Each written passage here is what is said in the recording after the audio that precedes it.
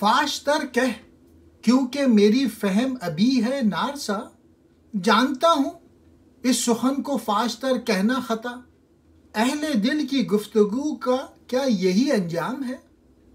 لب پہ اس نکتے کو لانا ایک مشکل کام ہے، تو سراپا آگ ہے سوز طلب سے بالیقین، محو حیرت ہوں سخن پر تو مگر غالب نہیں۔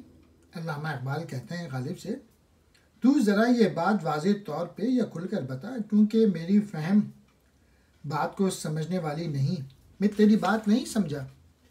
تو غالب کہتے ہیں ایسی بات کھل کر کرنا خطا ہے، یعنی ایسی بات عام انسان کی عقل میں نہیں آ سکتی کہ ایک ہستی سب جہانوں میں موجود ہو، صرف ان جہانوں ہی میں نہیں جو حضور اکرم کے دور میں موجود تھے، بلکہ ان جہانوں میں بھی جو بعد میں قیامت تک وجود میں آتے رہیں گے۔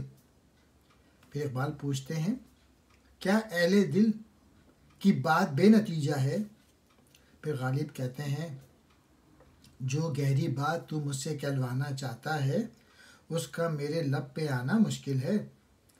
زندہ رود نے دراصل غالب کی ایک فارسی مثنوی کے حوالے سے بات کی ہے، جس میں اس نے وہابی فرقے کے بانی کے عقیدے کا رد لکھا ہے۔ غالب کے مطابق اب جب فرقہ بندی بڑھ گئی ہے تو ایسی بات کرنا خطرے سے خالی نہیں۔ اب علامہ اقبال غالب سے کہتے ہیں کہ تو یعنی غالب تو سوز طلب کے باعث سراپا آگ ہے، پھر بھلا تو بات یا سخن پر غالب نہیں آ رہا؟ یہ تو عجیب بات ہے۔